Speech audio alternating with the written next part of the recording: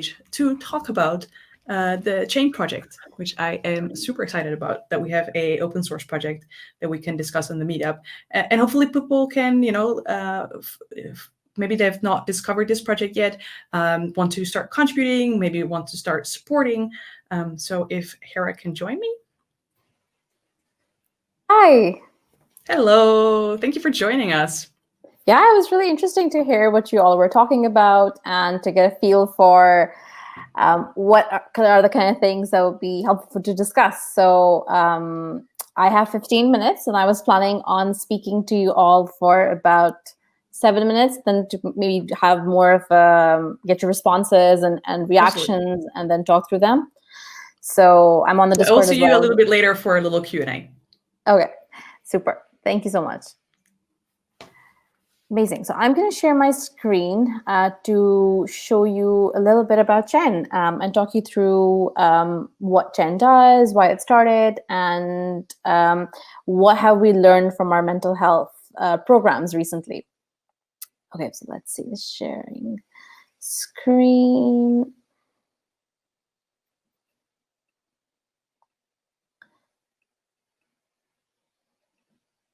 I have to share my entire screen.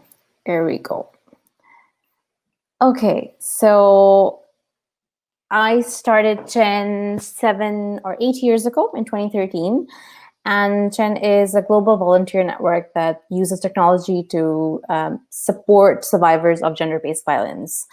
Initially very much designed around the experiences of women in heterosexual abusive relationships, or maybe facing abuse from parents and families. But over the years, we've really focused on inclusion. And the way I think about it is that we design experiences and tools and platforms for survivors that identify as women or non-binary, but really it's open to people of all genders.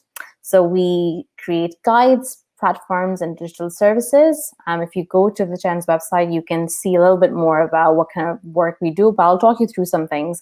And then I'll talk about what we've learned. So we have a bunch of guides in 11 languages. So it's really a global, truly global organization.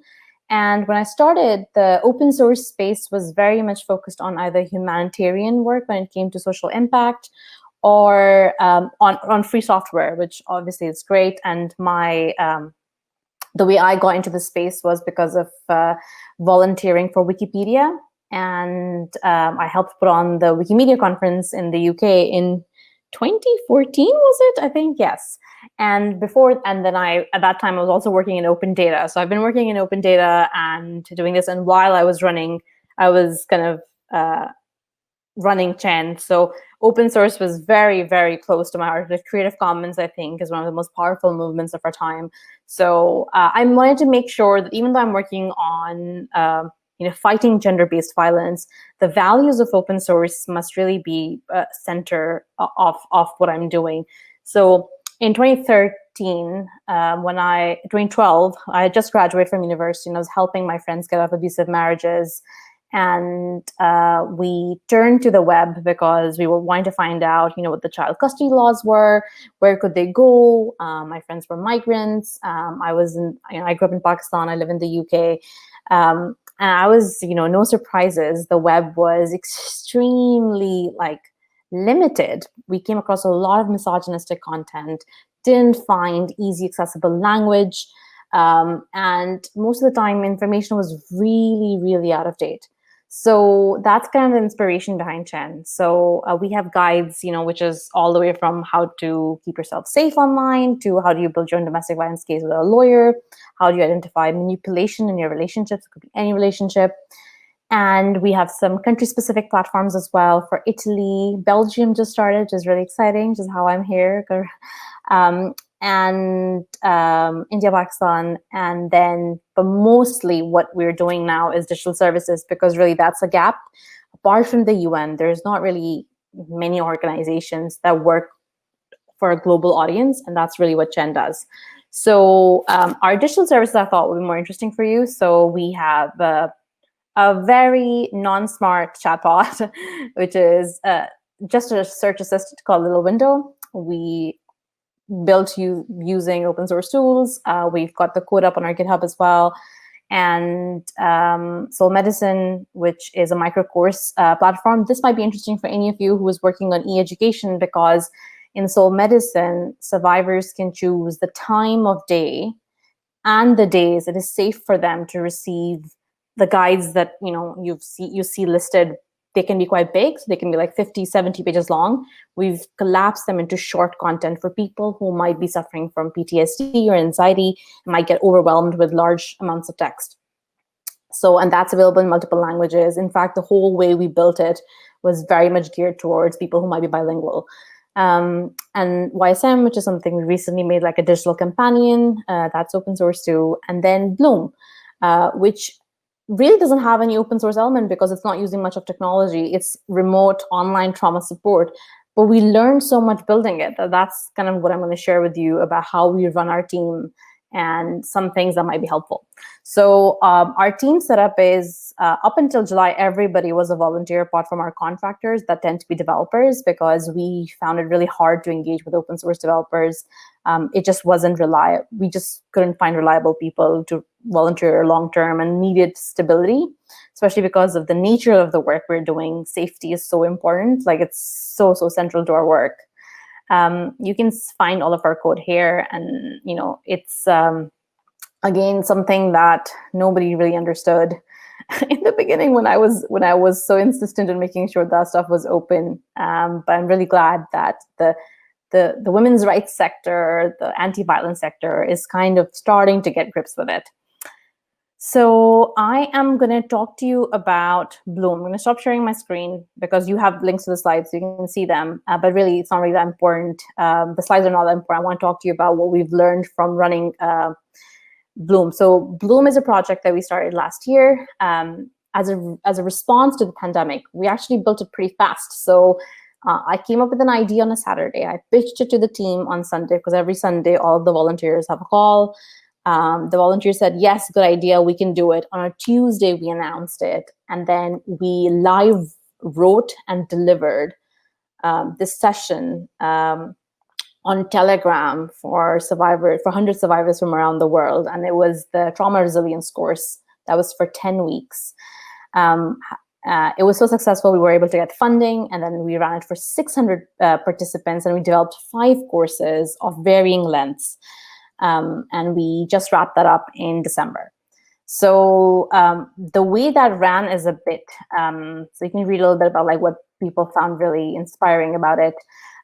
But this is kind of the schedule of it. The thing that I want to share with you was how complex the actual mechanics of it was. Just to ensure people's safety, we had to have Telegram because of the fact that it has the channel option. So we could broadcast to people, but not their details would not be known to us, and our details would not be known to them. And WhatsApp, simply because 80% of people who signed up to our courses said they wanted to have it on WhatsApp. So it was extremely complex to run this. But and there's a journey map which shows you exactly like how someone's experience is through that. But I'll talk to you about like what we learned. So let me just exit this and stop sharing. Okay.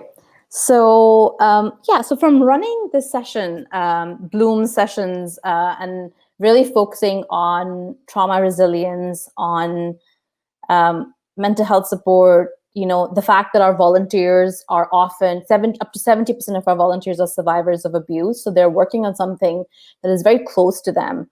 We have a network of 400 volunteers from 20 countries. So we have people from really all walks of life logging on at different times of the day. So, we're managing lots of different cultures and understandings of the same issues.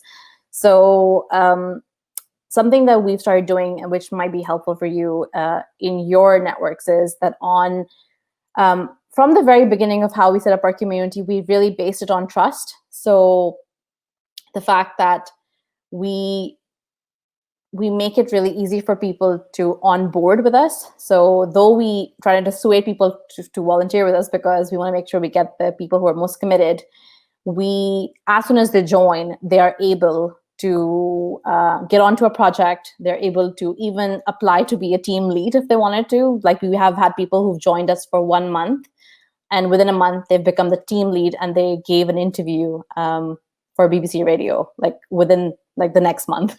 So we have a whole variety of fit, and our like documentation needs to be very thorough, but also we do a lot of one-to-one like support with our volunteers, because some of our volunteers have had their confidence really shredded to the level where when you're interviewing them for the volunteer position, they don't even have eye contact, and because that's too like that's too much for them. But then within a year, these are the same people who are running projects, who are leading the organization. So we're very flexible structure. The volunteers sit on the executive team with me. They run the projects. We have different kinds of sprints. So our year is divided into 4-month cycles, and we only plan for those cycles. So when people join to volunteer, they only join for those 4 months. And then they, at the end of those 4 months, people can either opt out and opt in. That means we always have fresh people. But for that cycle, there's an executive team that's made up of me, one long-term volunteer, and a new volunteer. And that means that people get leadership opportunity within the team. So having done Bloom, there are a couple of things that we're doing new, which I think has really helped our team through both the pandemic and also working on something that can be really trauma-inducing. So one is that we don't shy away from hard conversations. So we've had team members break down like in calls, or have shared something very private. And we hold that space. I think sometimes in some working environments, people feel like if someone's, had that moment of vulnerability, you have to really shut things down. And that's like a serious like risk to the organization. And we really don't do that. We kind of honor like sort of Eastern traditions of like just holding space for that discomfort. So we give them space and give them the chance to decide how they want that conversation to go. Secondly, every single meeting that we have now, any project meeting starts with a grounding exercise. And usually, depending on how long our working sessions are, we throw in a fun question that helps us get to know each other. So the grounding exercises are typically exercises that take you from, they bring your body and mind into the present. So it could be things like, like closing your eyes and imagining an object and then sketching it as if your eyes in your mind, you had like a biro pen and you're drawing it. So there are loads of exercises like that they can find on the web, and that really helps the team kind of like whatever else is happening in their house or in their life or whatever they might be experiencing. It brings them down like to the meeting, and then they're able to engage fully. And when the first time we started doing this, we thought it might be too cheesy. But the feedback has been so phenomenal. Everybody loves it, and I look forward to that part of the meeting, which is the beginning. We also take breaks every 45 minutes. It's a 5 to 10 minute break every 45 minutes. Even if we have a 45 minutes call, we're like, how can we break this up? We try to break them up a lot. And another thing that we found interesting while running our sessions, and then realizing that even though we've had a community that's been working, we didn't really have a lot of money for a long time. So we've been in bootstrap mode for most of our 7 years, but thankfully the last few years has been good. So we now have, our volunteers have access to 2 hours of mental health support sessions with a therapist. And we made sure our therapist is someone who's lived in different countries, is multilingual, understands, different cultures and the nuances of that, given that we have such a diverse team. So we made sure we chose someone who had that profile. And we also have a monthly team well-being session where it's completely open and led by the therapist. So the therapist is brings a topic or asks someone how they're doing, and then we just like riff off that for that hour, and people are able to turn their video on or off, or to engage or not engage, but just that space is there.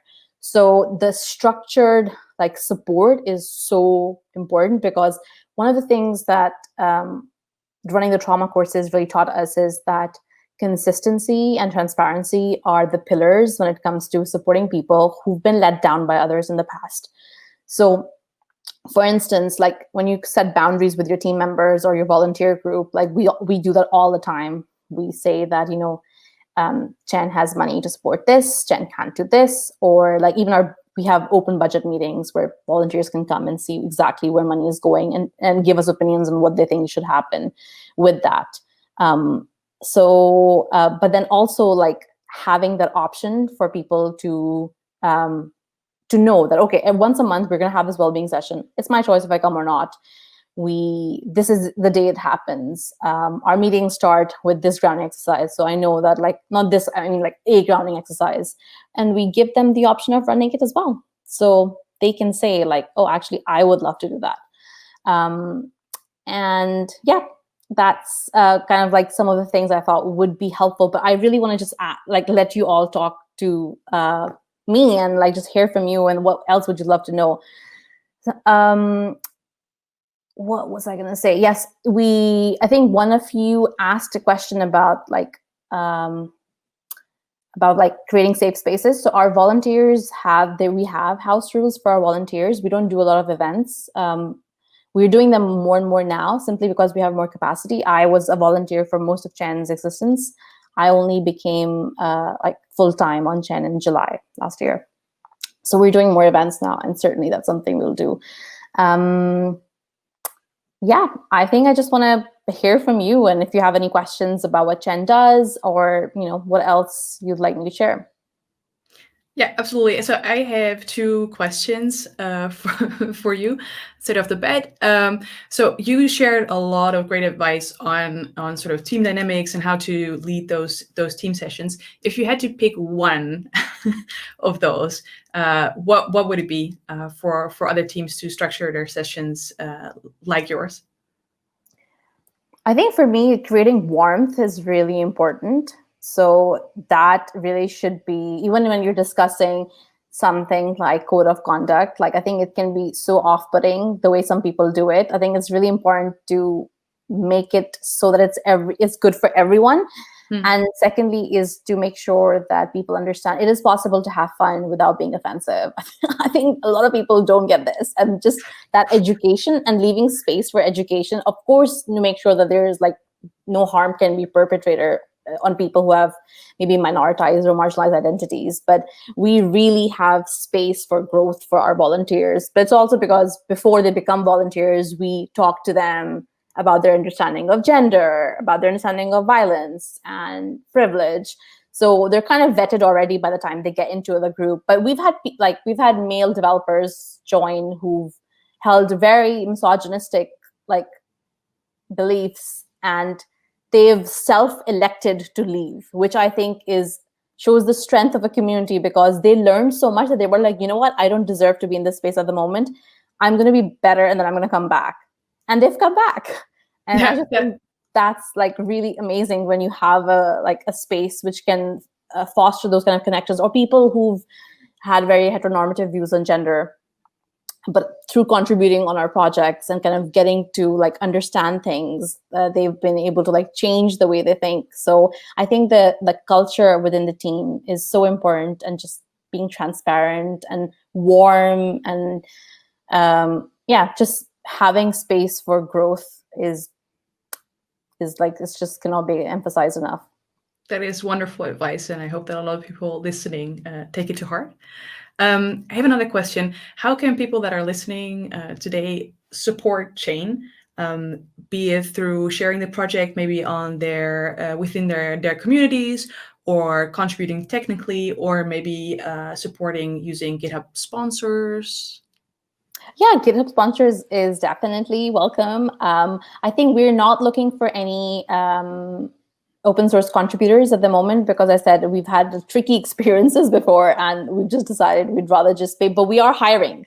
So we're hiring 2 full stack developers. So please, please, please share the job description everywhere, because at the moment there's no developer in CHAYN, and my entire ability is limited to very basic front end development, and I'm holding the whole of CHAYN in my hands. So I would love some actual professionals to share some of that responsibility. Yes.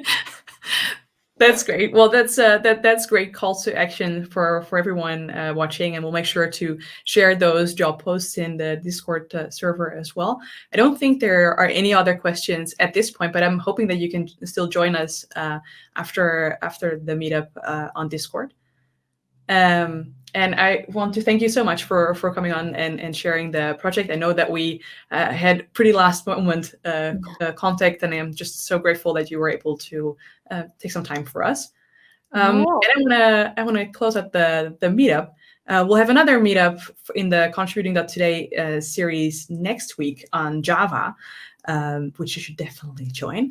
And for now, I wish you all a wonderful evening or morning or afternoon, wherever you are. And hopefully you can join us for our next meetup. Thank you.